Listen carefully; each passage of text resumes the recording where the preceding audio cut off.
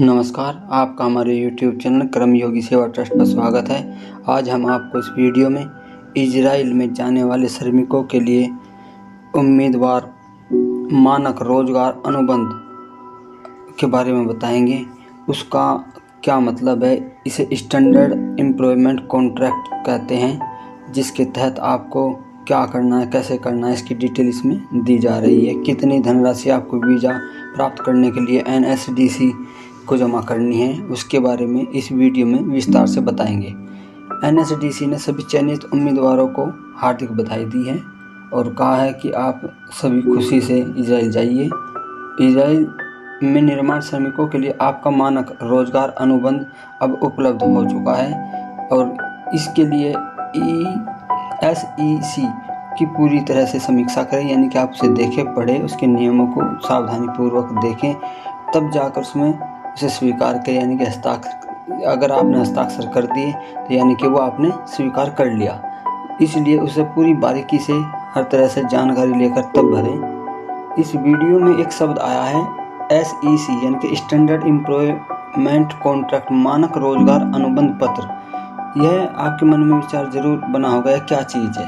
यह एक वह महत्वपूर्ण दस्तावेज है जो कंपनी और कर्मचारी या श्रमिक के बीच में एक एग्रीमेंट होता है, जो कंपनी अपनी शर्तों के अनुसार कार्य करने के लिए आपको बाध्य करता है। इस पत्र को बड़े ध्यान से पढ़ना है, इसकी शर्तों को देखना है और इसके अनुपालन के तहत ही आप इजराइल में काम करेंगे। आपको कहाँ रखा जाएगा, क्या करा जाएगा, कैसे करा जाएगा, इसकी संपूर्ण स्थिति आपको पहले ही इस अनुबंध पत्र के माध्यम से बता दी जा रही है। इसलिए उसे उसी हिसाब से देखें और पढ़ें, तब जाकर इसकी स्वीकृति दें, यानी कि अपने हस्ताक्षर करें।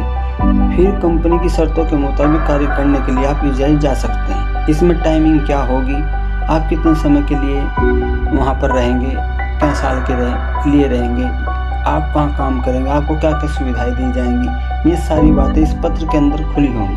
इसलिए इस पत्र को बड़े ध्यान से पढ़कर, गहराई से समझकर ही भरें, ताकि जिससे इजराइल जाने के बाद आपको किसी भी तरह की परेशानी का सामना ना करना पड़े। और अपने जो पदाधिकारी आपके साथ वहाँ मौजूद होंगे, उन्हें भी आप इसके बारे में जानकारी ले सकते हैं। स्वीकृति देने के बाद आप सभी पृष्ठों पर हस्ताक्षर करोगे और एक विशेष रूप से जो अधिकृत कर्मचारी आपके साथ वहाँ होगा, आपने उससे यह जानकारी साझा करनी अनिवार्य है, जिससे कि आप किसी तरह की परेशानी भविष्य में फेस ना कर सको।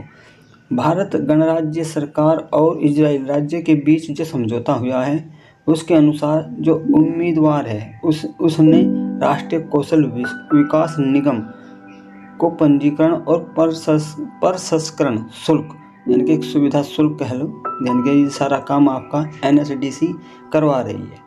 उसमें 10,000 रुपये प्लस उसका GST, यानी कि 1,800 रुपये जरूर देना होगा।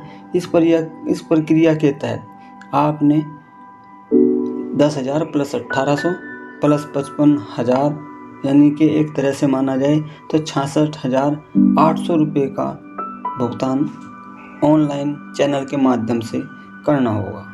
इसके लिए आपको कैश नहीं दे सकते, ना ही कैश लेंगे आपसे।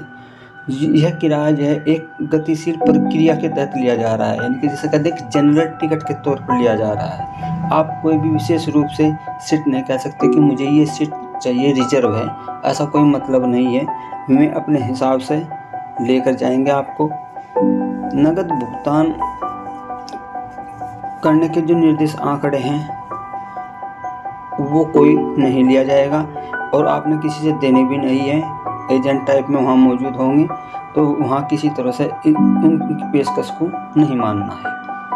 पीबा द्वारा 631 श्रमिकों का नाम और पासपोर्ट वेरीफाई कर अनुबंध पत्र जारी किए जा चुके हैं, जिसकी सूचना ईमेल माध्यम से सभी विभागों को जारी कर दी गई है। जो ऊपर जो चुने गए हैं 631 श्रमिक, उन्हें इस बात के लिए सूचित कर दिया जाएगा विभागों के द्वारा NSDC में जो रजिस्ट्रेशन फीस है वही जो आपको पीछे बताया गया है, 10,000 प्लस GST की 18% और 55,000 रुपये आपको हवाई जहाज़ का किराया जो आपने देना होगा।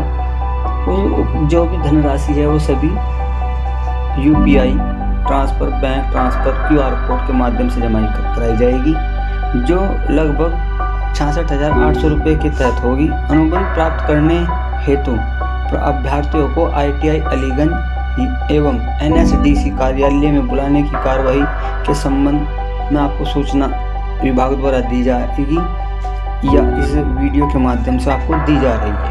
आप उक्त अतिरिक्त टिकट की बुकिंग सूचना एवं प्री डिपार्चर ओरिएंटेशन ट्रेनिंग, यानी कि यहाँ से निकलने से पहले आपको विभाग एक प्री ट्रेनिंग देगा और काम करने की कि भाई वहाँ पर काम आपने कैसे करना है, वो हर तरह से आपको बता दी जाएगी और उसकी अलग से आपको सूचना दी जाएगी। अधिक स्पष्टीकरण के लिए आप किसी भी तरह की परेशानी से बचने के लिए बेझिझक होकर आप कॉल सेंटर ये जो NSDC का है वहाँ पर फ़ोन कर सकते हैं। उसकी वेबसाइट पर जाकर सर्च कर सकते हैं, कोई भी अपनी क्वेरी है।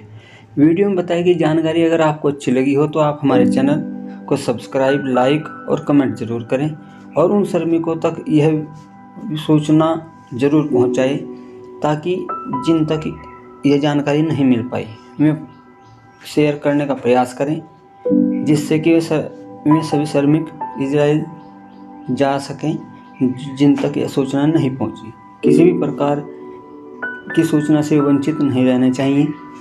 सभी बातों की आपको जानकारी दे दी गई है और आप इस वीडियो के माध्यम से इसका लाभ उठाइए।